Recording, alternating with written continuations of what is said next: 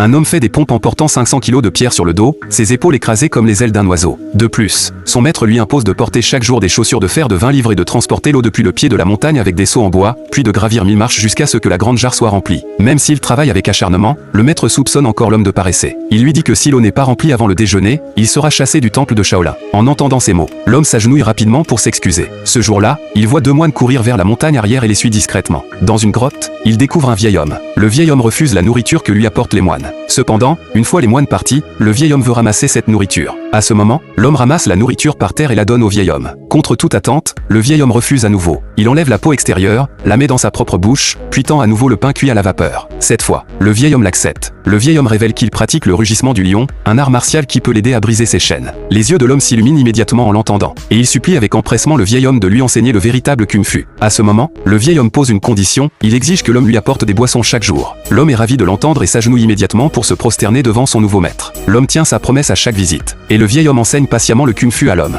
Après une période d'entraînement dans la grotte, il court seul dehors pour assimiler les mouvements. Un jour, dans un restaurant de la rue, arrive une bande de voyous qui s'amuse à intimider les faibles. À ce moment, l'homme intervient pour arrêter le comportement des voyous. L'homme agite rapidement les mains pour dire qu'il ne veut pas se battre. Mais les voyous foncent directement sur lui. Cependant, ces voyous ne font pas le poids face à l'homme. L'homme utilise habilement divers objets, et les voyous ne peuvent même pas le toucher. Ils se battent de l'intérieur de la pièce jusqu'à l'extérieur. Pourtant, parmi tous ces voyous, aucun n'arrive à battre l'homme. Finalement, l'homme chasse tous les voyous et reçoit les éloges de la foule. À ce moment, il comprend les bienfaits apportés par le kung-fu. Si on te proposait d'apprendre, accepterais-tu ?